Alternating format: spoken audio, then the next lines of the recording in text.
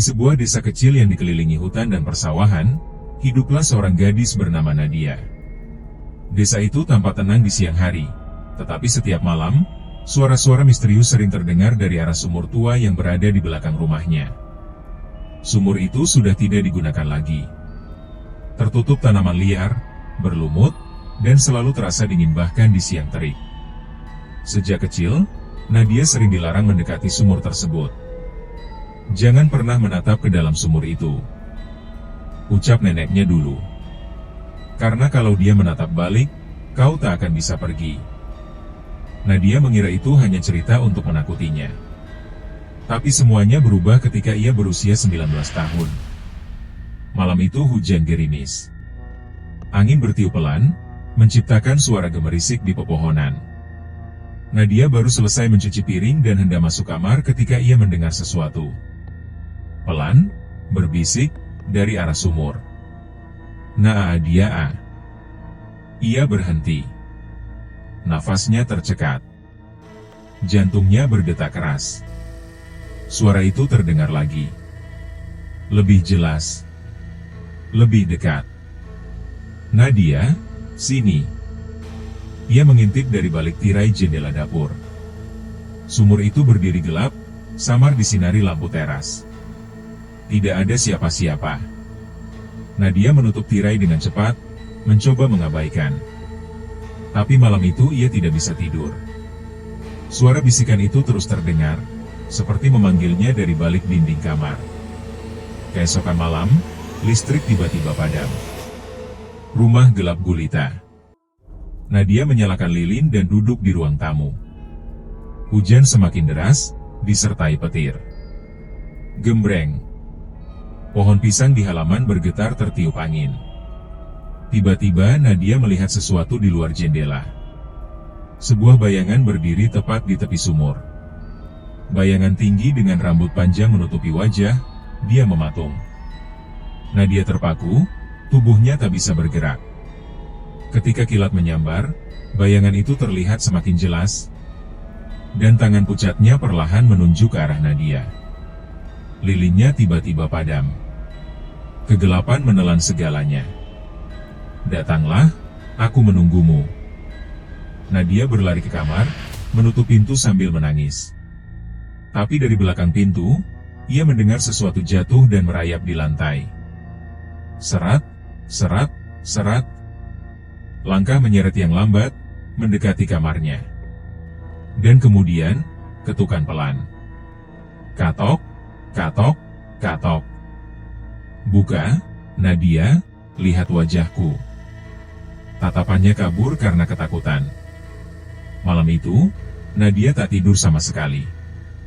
Besoknya, ia menceritakan semuanya kepada neneknya. Wajah neneknya langsung pucat. "Kau mendengar suaranya? Berarti dia sudah memilihmu." Neneknya segera membakar kemenyan dan berdoa panjang.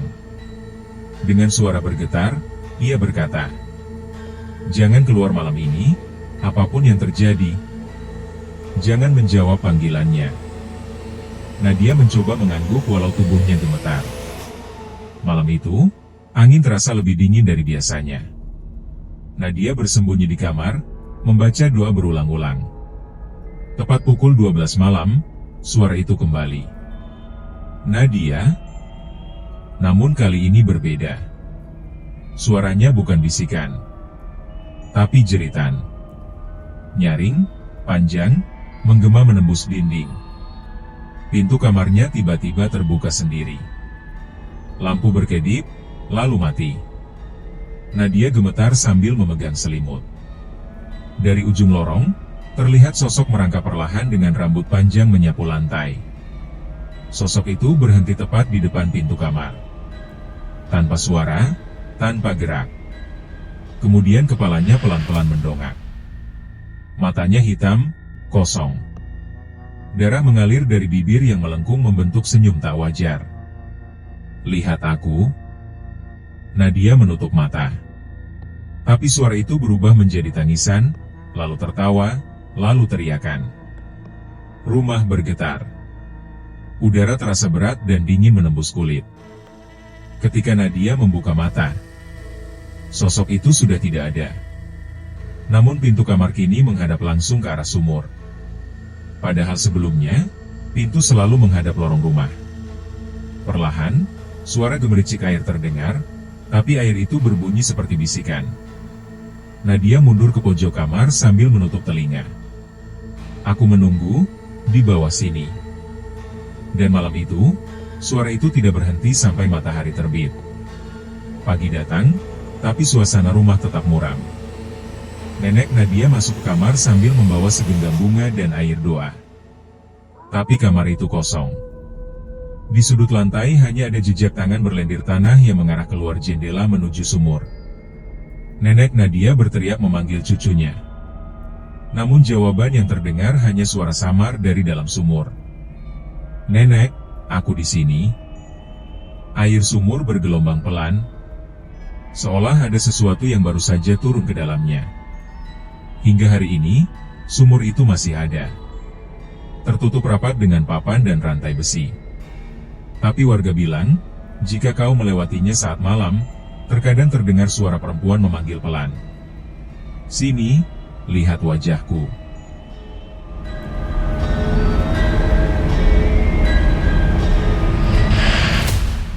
Sejak hilangnya Nadia, desa itu berubah. Banyak warga mengaku melihat sosok perempuan berambut panjang berjalan sendirian di jalanan sepi saat menjelang subuh. Tapi ketika mereka memanggil, sosok itu menghilang begitu saja. Nenek Nadia makin melemah. Setiap hari ia duduk menghadap sumur, membawa dupa dan air doa. Ia percaya Nadia belum pergi sepenuhnya. Bahwa jiwanya masih terjebak di antara dua dunia. Namun malam itu, sesuatu terjadi. Sekitar pukul 1 pagi, terdengar suara langkah kecil memasuki halaman. Ranting kering pecah di bawah kaki seseorang. Nenek yang terjaga di ruang tamu, merasakan firasat buruk. Suara itu berhenti tepat di depan pintu. Kemudian terdengar suara ketukan pelan. Katok, katok. Suara lembut, gemetar, mirip suara Nadia. "Nek, aku pulang." Nenek berdiri dengan tubuh gemetar. Air matanya menetes. "Nadia, itu kamu?" Tidak ada jawaban.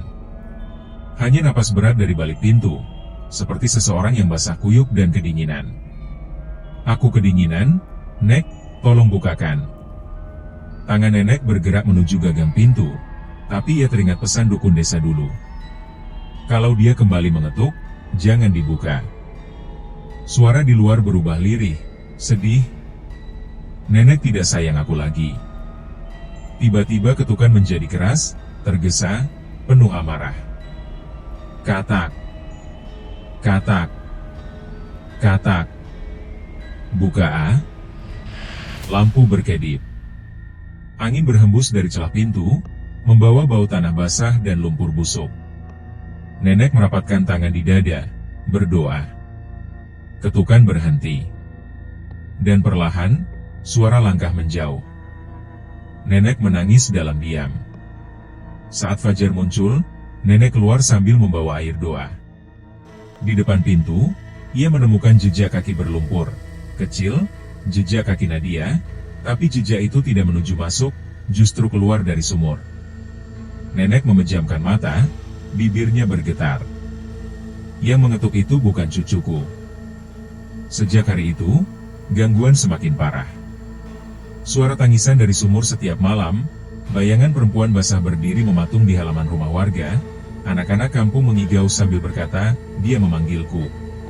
Bahkan ayam-ayam warga sering ditemukan mati dengan mata terbuka mengarah ke sumur, seolah mereka melihat sesuatu sebelum mati. Desa mulai gelisah. Semua orang tahu ada sesuatu yang tak seharusnya kembali. Suatu malam, seorang dukun dari desa sebelah datang tanpa dipanggil. Wajahnya tegang. Dia bukan lagi manusia. Jika tidak dihentikan, dia akan menarik lebih banyak jiwa. Nenek gemetar. Apa aku masih bisa menyelamatkannya? Dukun itu menatap sumur lama itu dengan mata kosong.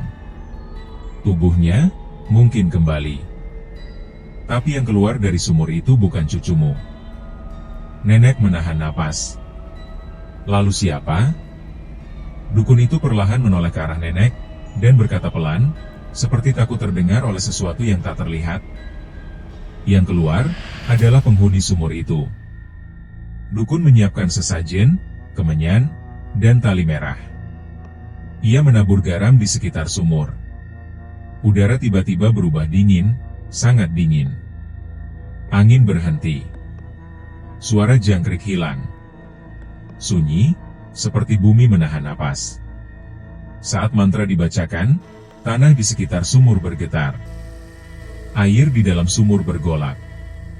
Terdengar suara rintihan, suara Nadia. "Nek, tolong, mereka tarik aku." Nenek menangis, ingin mendekat. Tapi dukun menahan. "Jangan tertipu. Itu bukan dia." Namun tiba-tiba, tangan pucat muncul dari dalam sumur, mencengkeram bibir sumur dengan suara krek seperti tulang patah. Lalu kepala muncul, rambut basah menutupi wajah, meneteskan air hitam pekat. Sosok itu mendongak. Itu wajah Nadia. Tapi matanya kosong, hitam, mulut robek lebar. "Aku sudah pulang." Dukun mencabut pisau ritual. "Bukan kau." Sosok itu tertawa, pelan, memanjang, mengerikan. "Yang hidup, selalu menjemput kami." Angin berhembus kencang, lampu padam, dan tanah di sekitar sumur retak.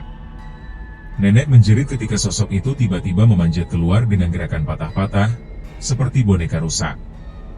Gelap menelan semuanya. Lalu sunyi.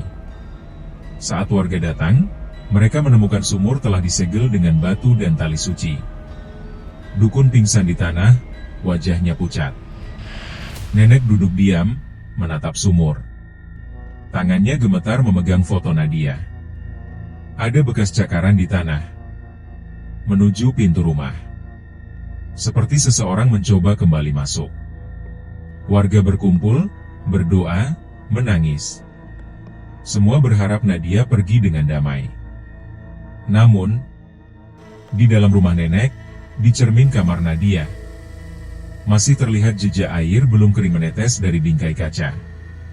Seolah seseorang baru saja berdiri di sana, memandang keluar. Dan samar-samar, terdengar suara lirih dari dalam cermin. "Nenek, aku belum pulang."